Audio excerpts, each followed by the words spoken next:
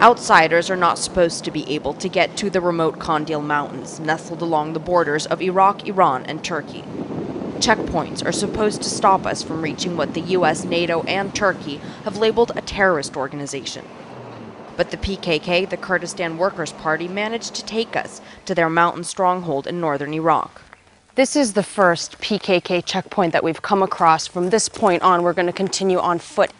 We're searched and our phones are taken at a PKK checkpoint. We're about to head up into the camps right now, and one thing that is very apparent just coming this far is that the PKK essentially has, in these mountains, a natural fortress. It's clear why almost any army would find it difficult to advance.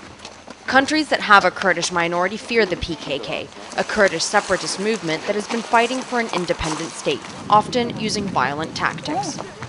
We're guided by 3 PKK guerrillas. They are used to the hard climb. We're not. What is that?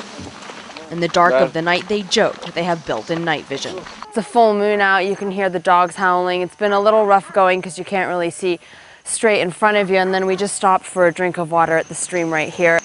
After 5.5 hours of tough hiking, we reach this camp.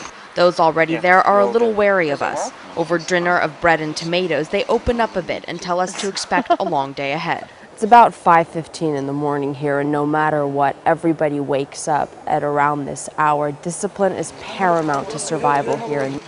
It's usually in the morning that the Turkish military launches airstrikes against the PKK's mountain hideouts. The tents here, as you can see, are incredibly well concealed, and they're also very easily dismantled. They have to stay mobile, and they are generally moving these sites every few days. Quiet mornings like this start with classes on PKK ideology. Afternoons are for combat training.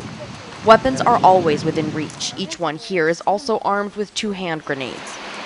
The women rehearsed a mock attack, followed by their victory dance.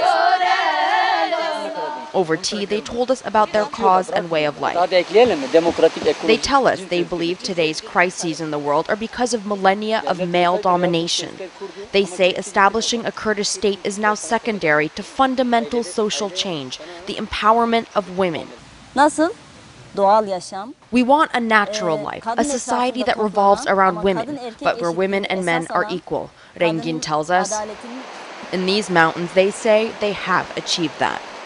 Arwadame and CNN in the Kandil Mountains, northern Iraq.